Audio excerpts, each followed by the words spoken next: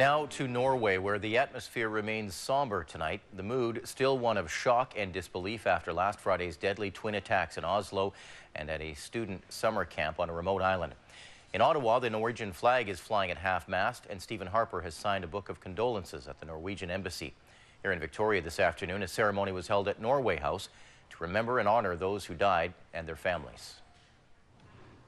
A moment of silence in the wake of unimaginable horror, trying to work through things that cannot be explained. Morris Johansson was born in Norway but has spent most of his life in Canada. He says Friday's rampage and bombing are hard to comprehend. Going around shooting kids, I can't understand it. Norway House is a gathering place for people of all cultures and faiths. Reverend Logan McMenamie says this is the beginning of the healing process. We'll never be able to understand what's going on, but only by drawing together in gatherings such as this, we can help to work through the pain. Very upsetting over something that can happen so drastic in a country that's extremely peaceful. I think by coming together, we can at least share our grief together. In Ottawa today, Stephen Harper signed a book of condolences at the Norwegian embassy. The Prime Minister says the people of Norway can always count on Canadians as friends. And as police in Norway continue the grim search for victims, more harrowing tales of the terror survivors lived through on Ottawa Island.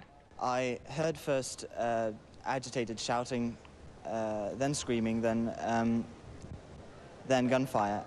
There was a young boy lying there in a pool of blood. Julie Bremnes, another survivor, texted her mother, Marianne, "Mummy, tell the police they must come quick. People are dying here." Her mother responded, "The police are on their way. Dare you call me?" "No," said Julie. Joel Overby raced to the island on his boat when he heard shots were fired. He saved as many as he could, then an agonizing decision. Maybe I could take 2-3 more people, but it was 20 in there. I can't save any more if I get shot myself.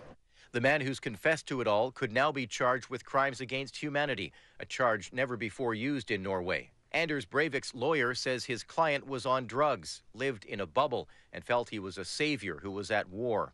This whole case is indicated he's insane. As a country mourns, questions now swirling around the police and their response to the massacre, now all part of a separate investigation. There was 1 minute silence held all over the country. At Norway House, Jim Hall reads from the many email messages he has received. One from Norway says, "We are the same people we always have been."